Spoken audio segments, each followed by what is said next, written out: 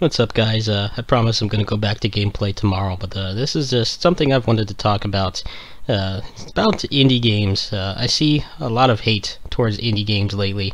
You know, like I've said before, anytime the new PlayStation Plus games get announced for the month, you always see the same thing. It's always, stop with the indie games. I want Grand Theft Auto and Call of Duty and stuff like that, which I really think is a shame. I think even if people don't want to expand their horizons and play indie games, they should at least appreciate what they bring to the table. I'm sure, as most of you know, the AAA gaming scene has been pretty stagnant, to put it nicely. Obviously, you look at the things that get a lot of publicity and advertising, a lot of hype surrounding them. They're all, pretty much the same couple genres. They're all first-person shooters, the occasional MMO, open-world games like Assassin's Creed. There's nothing wrong with those games. There's definitely been some great ones. Even last year, I went ahead and played through Saints Row 4 off camera, and I thought that was a really fun game. But we really need what indie games bring to the table. I see people complain a lot.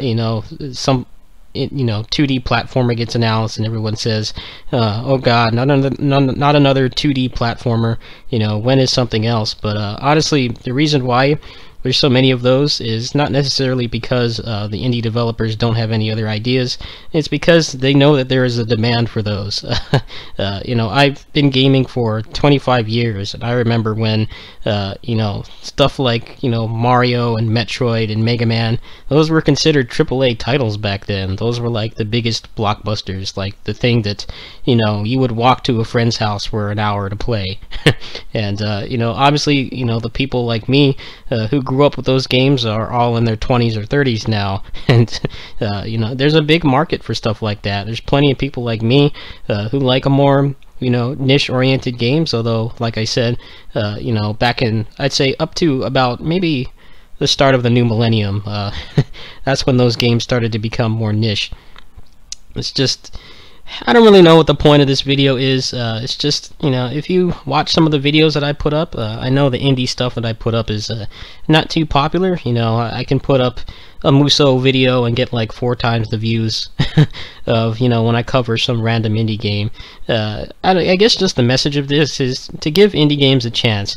I'm sure there are plenty of shitty indie games. Most of them are, on like the Apple and Google app stores, mobile games and stuff like that. You can go through Steam Greenlight and find a couple dozen games that, look like Flash games you probably, played on the, your high school or middle school computer back in the 90s. But there's lots of really great stuff that's already out and stuff that's on the horizon. You see me cover a lot of really good up-and-coming games. I covered Super House of Dead Ninjas back in 2013 and 2014. That was definitely one of my favorite games of that year. Really solid, fast-paced roguelike platformer. Roguelikes is kind of the new buzzword in the indie scene. Everybody is trying to cash in on the success of Binding of Isaac, but a lot of those games have been really great. I've been playing through Rogue Legacy kind of off-camera on my Vita because they put it on PS Plus for free. Stuff like that. I've covered Ascendant and Heart and Slash recently.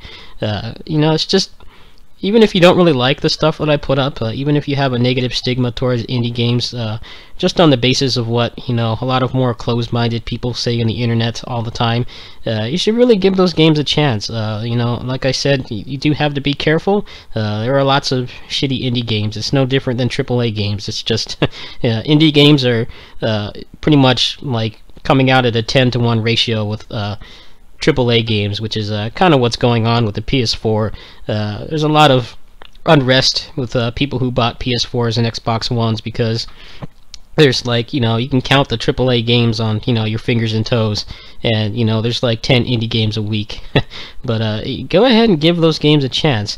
What I'm going to do, if you want to check out some of the games that I've played that I really like that are indie, I'm going to go ahead and post some of their Steam store pages in the description. You can go over there and check it out. Most of them are pretty cheap. You may want to wait for a sale.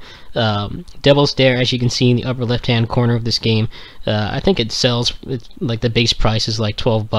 The game doesn't really have a whole lot of content to justify that price. You may want to wait for a sale, but I'll go ahead and post a little text description of some of the recent indie games that I played. If you're bored, you're waiting for the next big game to come out, regardless of whatever genre that is, character action, AAA, first-person shooter, open-world MMO, you're looking for something to kind of, sate your your gaming thirst, you can go ahead and check out those games. They're not going to break the bank.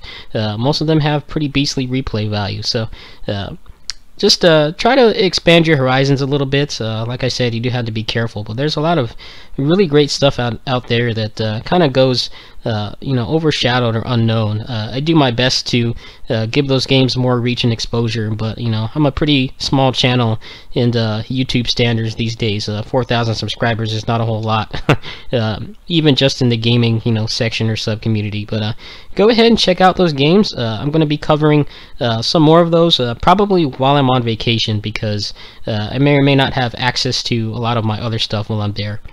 Anyway, I'll see you guys tomorrow. It's probably going to be some sort of Tales or Muso video. Peace.